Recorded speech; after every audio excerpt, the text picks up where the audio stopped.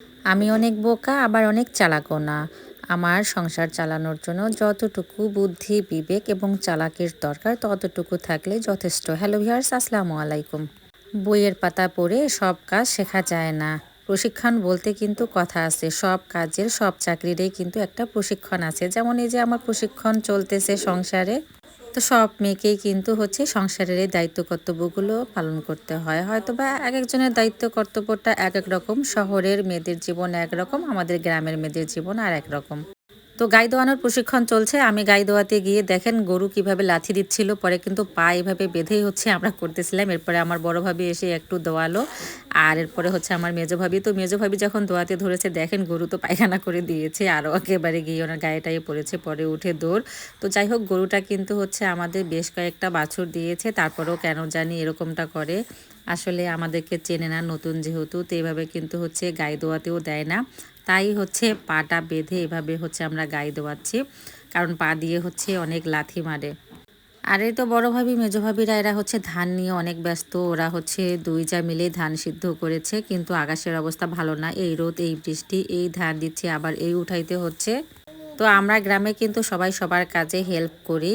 আর এখন গরুর জন্য প্রচুর পরিমাণে খাবারের দরকার। বাড়ির শুকনো খড়ের পাশাপাশি কাঁচা ঘাসও খাওয়াইতে হবে, কারণ এতে পুষ্টির দরকার আছে গরুর। আর এর পাশাপাশি আমি আলু সিদ্ধ এবং খুদের ভাতও রান্না করে দিয়েছি।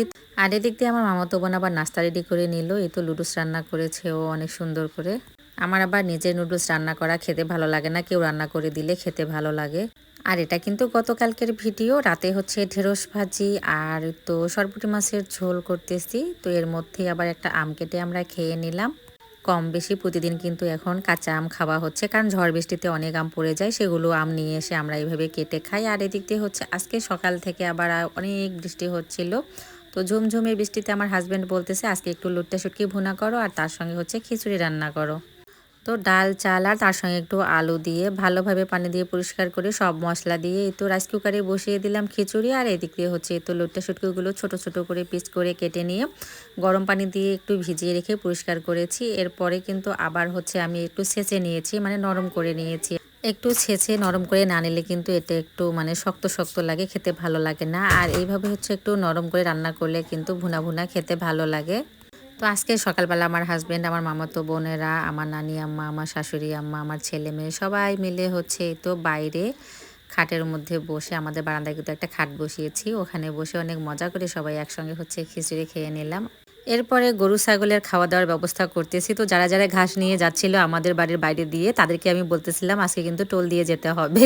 তো সবাই হাসতেছিল, আর অবশ্য আমাকে একটু ঘাস দিয়েও গিয়েছে সবাই। আর দুপুরের জন্য তো গরুর মাংস আলু দিয়ে ঝোল রান্না করতেছি।